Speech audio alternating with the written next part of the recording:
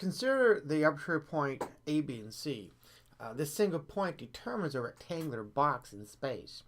Now, suppose A, B, and C is actually 5, 4, 3. So that means that x is 5. And again, remember this is the positive x-axis, this is the y-axis, and up here is the z-axis.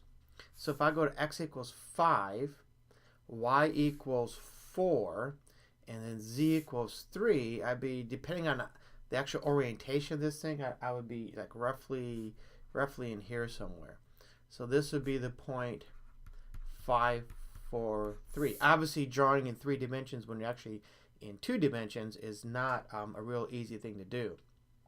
But you get the general idea. Here's 5 for x, 4 for y, and up to 3 roughly. This is tilted a little bit, so it's kind of like right there.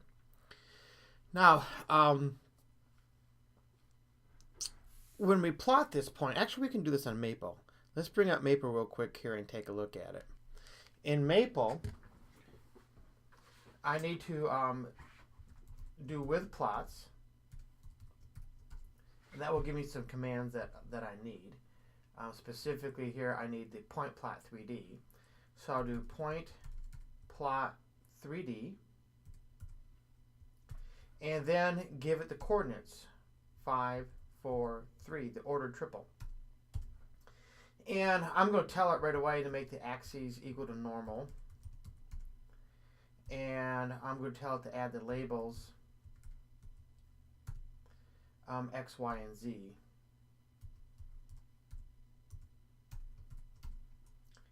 And when we do, what we get is this plot. Now, when you look at it, it's kind of hard to see, but right in here is where that point is. That's because of the angle that we have this thing twisted at. If we start changing the angle, we can actually see, let me see if I can bring this up. See, there's y equals 4. You can barely see that point right there. And looking down, here's x is 5, y is 4. Anyway, you can spin this thing around a little bit. It's kind of hard to get used to how to use these axes. If I can get it up a little bit more, you can see roughly the x-axis just disappeared. So now this is the z-axis and the y-axis, and it's at 4, 3. So you can see that point there. So we talk about the projection of this point onto the xy plane. When the xy plane is when z is equal to 0. And that's when I'm at 5, 4. I'd be down here. And that's what we saw just a moment ago in Maple when I was spinning it. This is the zy plane. The zy plane is what we end up with. Here we go. Here's the zy plane.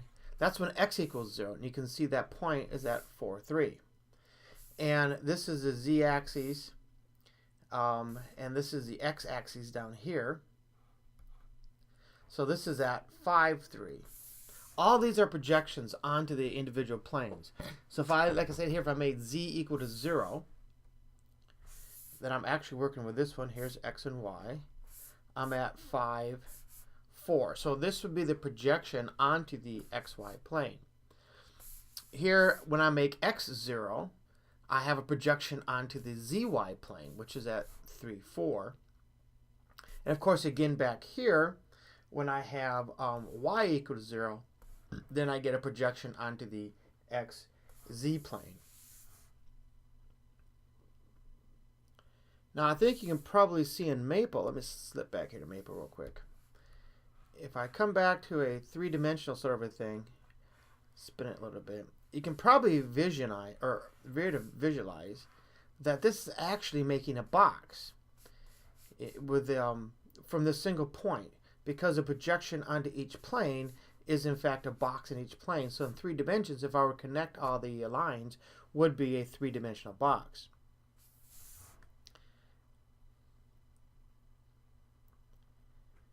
Now the 2-dimensional coordinate system is divided into 4 quadrants. In 3-dimensional space, or in R3, we have actually what's called octants. The first octant consists of the set of all the points x, y, and z such that x, y, and z are all positive.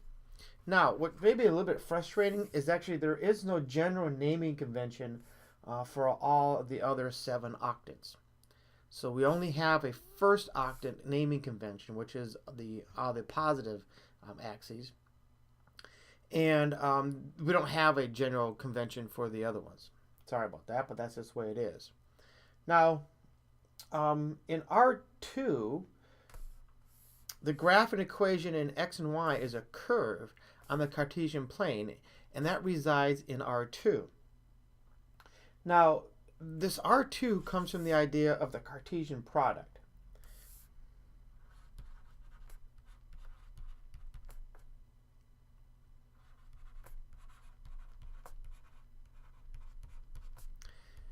That being, I have x and I have y. All the x's have to be real numbers, and all the y's have to be real numbers. So that gives me r by r, which is where we get R2 from. And that is simply equal to all the xy's, all the points identified by x and y, such that x and y are all real numbers. Now, this idea expands to R3. The graph and equation of x, y, and z, rather than being a curve as it is in R2, is a surface in space, and it resides in R3. Because of the x, y, and z, we have r by r by r. All of these are real numbers, and that's where the R3 comes from for 3 space. And that's going to be the set of all points x, y, and z, such that each of these x, y, and z are all real numbers.